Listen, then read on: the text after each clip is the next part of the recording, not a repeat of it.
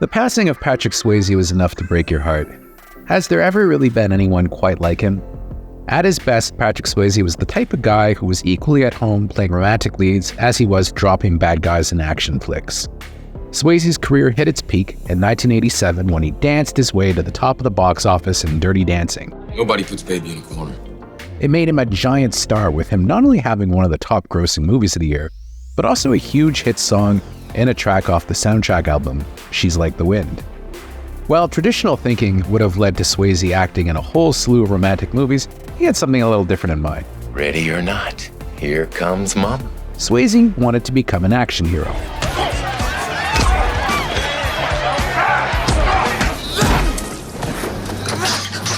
The fact is, he was a natural for the genre.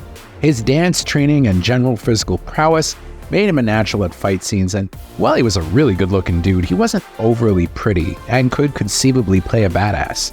All you have to do is follow 3 simple rules. He also had amazing hair, which was a prerequisite to be an action hero in the 80s, with his feathered hair perhaps only equaled by the godlike mullet sported by Kurt Russell. It's all in the reflexes. While everyone remembers Roadhouse, which despite underperforming in 1989 became a massive cult classic, expect the unexpected. It wasn't the only action flick Swayze made that year. Looks like you fellas had a little trouble. Towards the end of 1989, he starred in another action movie called Next of Kin. My daddy said you used to be good with the bow and arrow before you went off to the city and forgot everything. While largely obscure in his filmography, it's a better-than-average thriller anchored by Swayze's charisma and a scene-stealing turn by young Liam Neeson, who is practically a co-lead here, and it's our pick for one of the best movies you never saw. I told you, nothing kinky. This is kinky.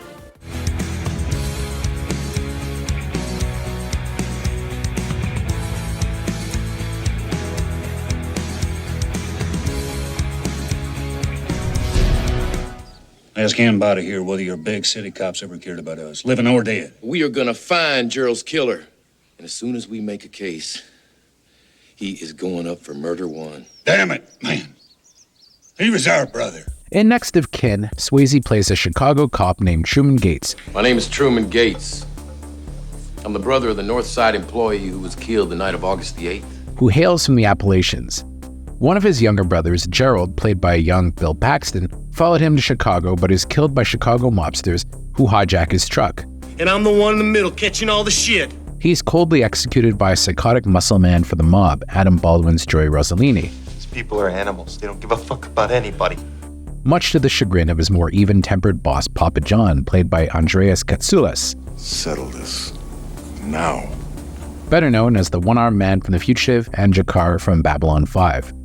While Truman swears to bring mobsters to justice, his older brother Briar, played by Liam Neeson, ain't having it. He hightails it to Chicago and declares war on the mobsters. It's interesting to see him in action, as his role here predates his later status as an action hero in movies like Taken. In fact, Neeson still makes movies that are an awful lot like Next of Kin, although this is certainly more energetic and action-driven than the lower-budgeted fare we usually get from Neeson these days. Box of tricks? That's right. I've been led to understand that tricks are exclusively for children. Well, I mean, they say tricks are for kids in the commercials. And is that enforced by law? Not to my knowledge, no. As good as he is, though, this is Patrick Swayze's movie, with it effortlessly combining his romantic appeal with his action hero bona fides. You follow what I'm saying? He gets a better romantic story than usual for the genre, with him happily married to Helen Hunt's elegant Chicago violinist, who becomes pregnant as the movie goes on. This gives Swayze motivation for trying to do things within the law, as he doesn't want to endanger his family. Yet, as the movie goes on and the mob becomes more violent, Tucker's rage is unleashed, leading to a balls-to-the-wall climax where Truman, armed with a bow and arrow, as well as a hillbilly army of pals, goes to war on the mafia. What the fuck gets into these people of yours, Gates? While not as action-packed as Roadhouse or Point Break, Next of Kin is a solid cop movie for Swayze. It's the kind of beat programmer that guys like JCVD and Steven Seagal would be starring in by the decade's end. It's strange that Swayze never really managed to make it to action hero status, as most of his movies within the genre are actually pretty good. Perhaps it was the fact that so much of his target audience were women, and guys at the time anyway probably viewed him as less manly than his contemporaries.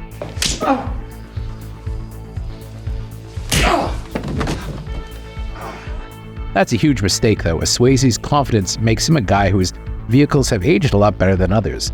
Swayze's machismo was lower key, as he wasn't afraid to be vulnerable or cry in his movies, something that Stallone and Russell also were perfectly comfortable doing, although they didn't get the grief that he did. Sometimes I wake up and I don't know where I am. In a lot of ways, the end of Swayze's run as an action hero can probably be chalked up to the success of his next movie, Ghost, which solidified his status as a romantic idol. Swayze's career as an action hero never really recovered, as Point Break, despite being a masterpiece, was more considered a Keanu Reeves movie, while his later film, Black Dog, which is pretty damn good too, was a bit of a flop. Nonetheless, Next of Kin is a nifty little film with above-average direction by journeyman director John Irvin, who also helmed Arnold Schwarzenegger's Raw Deal and the excellent Hamburger Hill. It even has Patrick Swayze singing the theme song, Brothers, something he also did in Roadhouse, but his singing career seems to have tapered off a lot after that.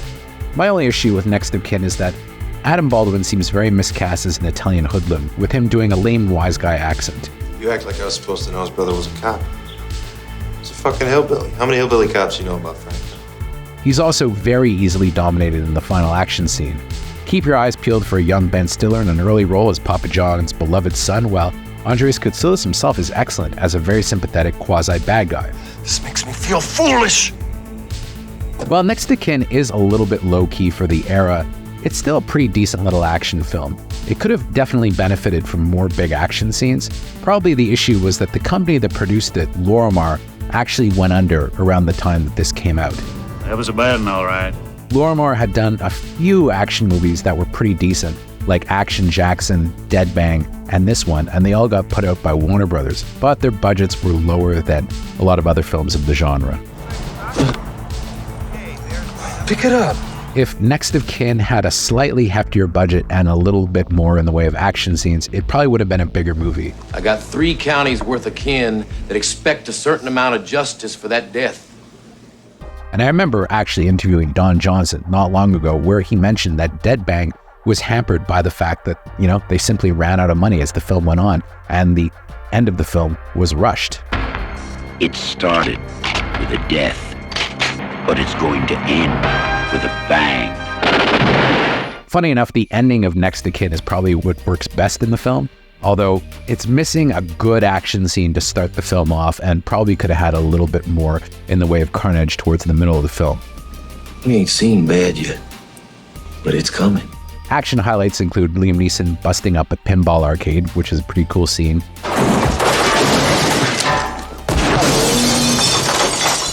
And a chase sequence where he manages to avoid some mobsters using the L train, which is pretty neat.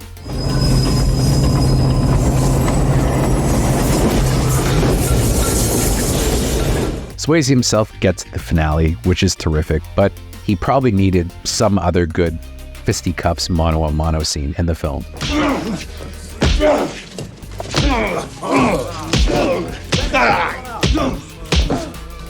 But alas, as it is, Next of Kin is pretty good, and it did okay at the box office, making about $17 million in North America.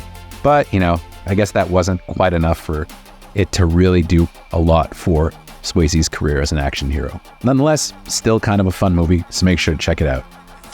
Have a good day now, you hear?